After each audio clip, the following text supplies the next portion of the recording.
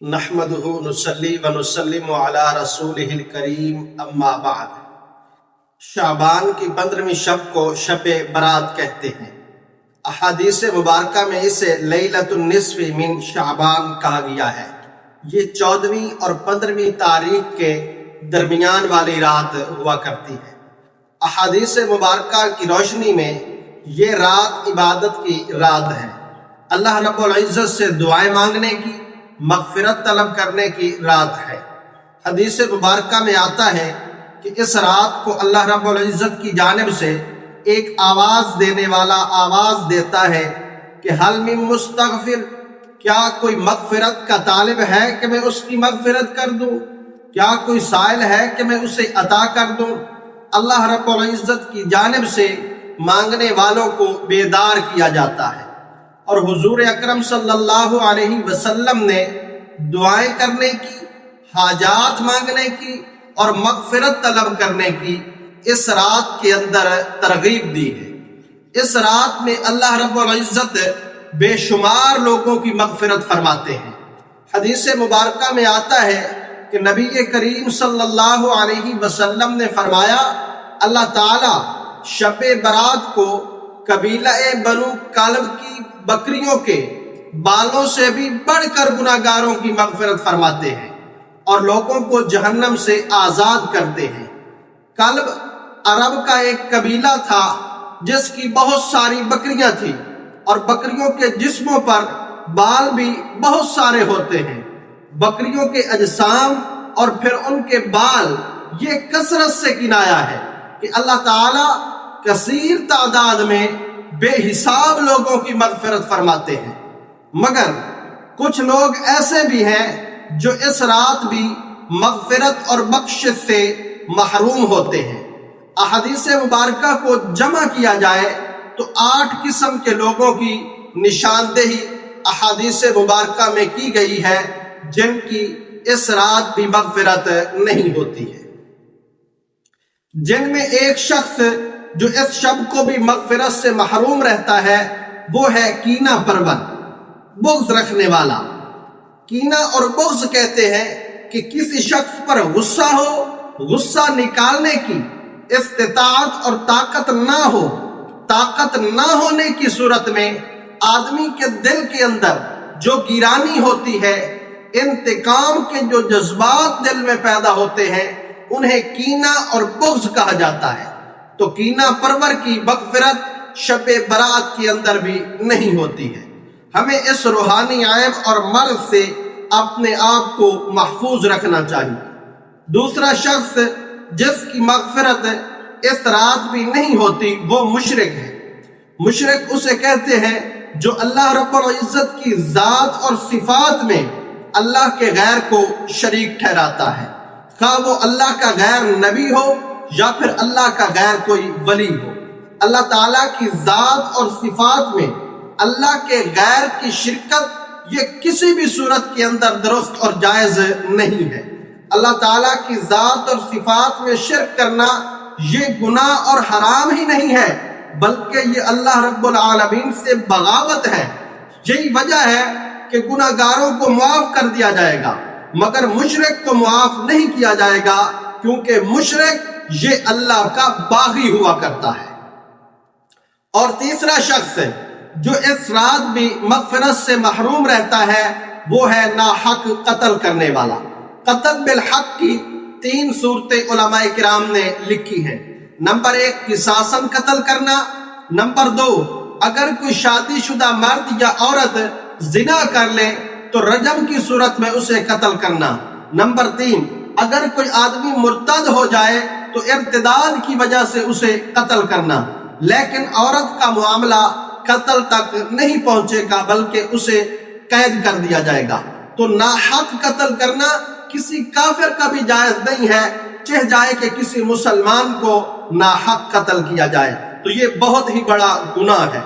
چوتھے نمبر پر زانی ہے جو اپنی بیوی اور باندی کے علاوہ کسی اور خاتون سے اپنی نفسانی خواہشات کو پورا کرتا ہے، یہ شخص زانی کہلاتا ہے۔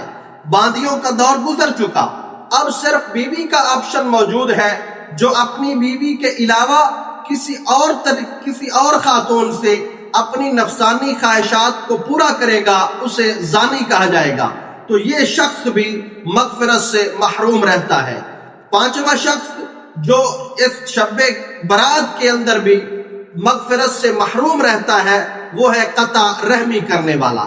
قطع رحمی کہتے ہیں اپنے عزیز و اقارب اور متعلقین کے ضروری حقوق ادا نہ کرنا، اور یہ بہت سارے حقوق ہیں، باقاعدہ علماء کرام نے اس پر کئی کتابیں لکھی ہیں۔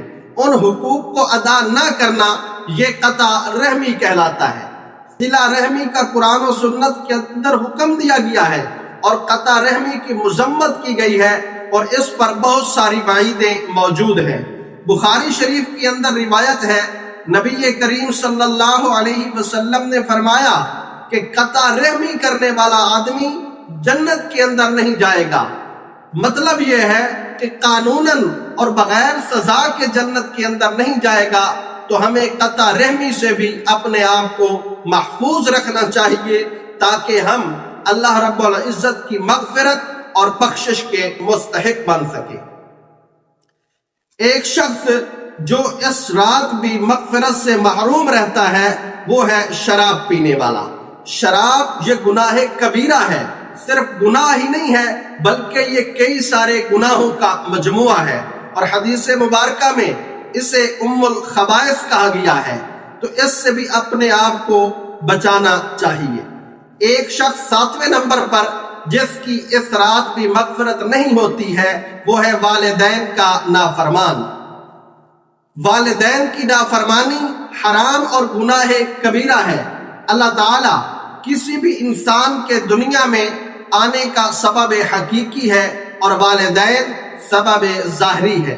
اللہ تعالیٰ نے قرآن کریم میں اپنی عبادت کے ساتھ والدین کی خدمت، اطاعت اور ان کے حقوق کی ادائیگی کا درس دیا ہے۔ اور ایک شخص جو اس رات بھی مغفرت اور بخشش سے محروم رہے گا وہ ہے اپنے تہبند، اپنے ازار، شلوار اور کسی بھی چیز کو جو شلوار کی جگہ پر پہنا جاتا ہے ٹخنوں سے اسے نیچے لٹکانے والا شخص، یہ شخص بھی مغفرت سے محروم رہتا ہے۔ کسی بھی شخص کا اپنے ٹخنوں سے نیچے تہبند یا شلوار کو لٹکانا یہ گناہ کبیرہ ہے اور حرام ہے۔ گناہ کی 2 قسمیں ہیں۔ نمبر 1 وہ گناہ جس کے اندر دنیاوی فائدہ یا لذت حاصل ہوتی ہے، دوسرا وہ گناہ جس میں نہ کوئی دنیاوی فائدہ ہے اور نہ ہی کوئی نفسانی لذت ہے۔ اسے کیا جائے تو نفع کوئی نہیں، اور اگر اسے چھوڑ دیا جائے تو نقصان کوئی نہیں۔ تو شلوار کو ٹخنوں سے نیچے لٹکانا یہ گناہ بے لذت ہے، نہ اس کی وجہ سے کوئی دنیاوی فائدہ ہے اور نہ ہی نفس کو کوئی لذت حاصل ہوتی ہے۔ ہماری اکثریت اس گناہ بے لذت کے اندر مبتلا ہے، ہمیں چاہیے کہ ہم اس سے اجتناب کریں۔ جناب نبی کریم صلی اللہ علیہ وسلم نے فرمایا کہ اپنے تہبند کو ٹخنوں سے نیچے لٹکانا یہ جہنم کے اندر لے جانے والا عمل ہے۔ یہ تکبر کے طور پر ہو تب بھی حرام ہے، تکبر کے بغیر ہو یہ تب بھی حرام ہے۔ اس لیے اپنا محاسبہ کرنا چاہیے کہ ہمارا شمار کہیں ان 8 قسم کے افراد میں سے کسی بھی قسم کے تحت تو نہیں آ رہا۔ اگر ہوتا ہے تو جتنا جلدی ہو سکے ہمیں اپنے آپ سے اس عیب اور گناہ کو الگ کر دینا چاہیے تاکہ شب برات کی کامل برکات ہمیں نصیب ہو سکے۔ ایک اور گزارش بھی کرنا چاہوں گا، وہ یہ کہ اس رات کو کرنے کے کیا کام ہیں اور نہ کرنے کے کیا کام ہیں۔ کرنے کے کاموں میں آپ نوٹ فرما لیں کہ اس رات میں نفل عبادت کی جا سکتی ہے، اور نفل عبادت بھی انفرادی طور پر، کوئی اجتماعی شکل نہ ہو، کوئی خاص طریقہ اس کے لیے وضع نہ کیا جائے، تو نفل عبادت کی رات ہے۔ نفل عبادت میں ذکر بھی کر سکتے ہیں، نوافل بھی پڑھ سکتے ہیں، تلاوت بھی کر سکتے ہیں، اور اللہ رب العالمین سے دعا بھی کر سکتے ہیں۔ اپنے لیے بھی، پوری انسانیت کے لیے بھی، تو آپ جتنی نیکی کرنا چاہیں، اس رات میں نیکی کا اجر و ثواب بڑھا ہوا ہے، ایک حدیث مبارکہ کے اندر آتا ہے کہ شب قدر کے بعد یہ افضل ترین رات اور شب ہے، تو اس رات کے اندر جتنی عبادت کرنا چاہیں دل جمی کے ساتھ کریں، اور یہ چیز ذہن نشین فرما لیں کہ جب کوئی وقت ایسا آتا ہے جس کی فضیلت دیگر اوقات سے زیادہ ہو تو اس میں نیکی کا اجر بڑھ جاتا ہے، ویسے ہی بدی کا عذاب اور بدی پر اللہ رب العزت کی ناراضگی اور غضب یہ بھی بڑھ جاتا ہے۔ تو اس وجہ سے کرنے والے کاموں کے ساتھ ساتھ نہ کرنے والے کام بھی پیش نظر رہنے چاہیے تاکہ اس رات کی کامل برکات ہمیں نصیب ہو سکے۔ اس رات میں نہ کرنے کے کام کون سے ہیں؟ نہ کرنے کے کاموں میں بہت سارے کام ہیں۔ ہمارے معاشرے میں حلوہ پکانا اس رات کا لازمی جز سمجھا جاتا ہے، حالانکہ وہ اس رات کا لازمی جز نہیں ہے۔ اس رات کو حلوے کے ساتھ مخصوص کرنا یہ درست اور مناسب نہیں ہے۔ یہ عبادت کی رات ہے، حلوہ اس رات میں شب برات سمجھ کر اور اس کا تقاضا سمجھ کر بنانا یہ درست نہیں ہے۔ اسی طرح مسجد میں یا قبرستان میں یا پھر گھروں میں چراغاں کرنا یہ بھی درست نہیں ہے۔ اس کے ساتھ ساتھ ہمارے معاشرے میں آتش بازی کی ایک رسم پروان چڑھ چکی ہے اس رات میں، بلکہ کسی بھی وقت، خواہ وہ کوئی دن ہو یا پھر کوئی بھی رات ہو، آتش بازی یہ درست نہیں ہے۔ یہ وقت کا ضیاع ہے، پیسے کا بھی ضیاع ہے، اور انسانی جانوں کو خطرے کے اندر ڈالنے والی بات ہے۔ الغرض اس رات میں نکتے کی بات یہ ہے کہ ہم اپنے آپ کو گناہوں سے محفوظ کریں، کوئی بھی گناہ کسی بھی قسم کا ہو وہ ہم سے سرزد نہ ہو۔ جیسے نیکی کا اجر بڑھا ہوا ہے، اسی طرح برائی کا گناہ اور عذاب بھی بڑھا ہوا ہے۔ اگر ہم یہ نیت کر لیں کہ ہم نے کوئی گناہ نہیں کرنا اس رات کے اندر، تو یہ ایسا عزم ہے جو ہمیں ہر قسم کی نیکی تک پہنچانے کا سبب بنے گا اور ہر قسم کی برائی سے محفوظ رکھے گا۔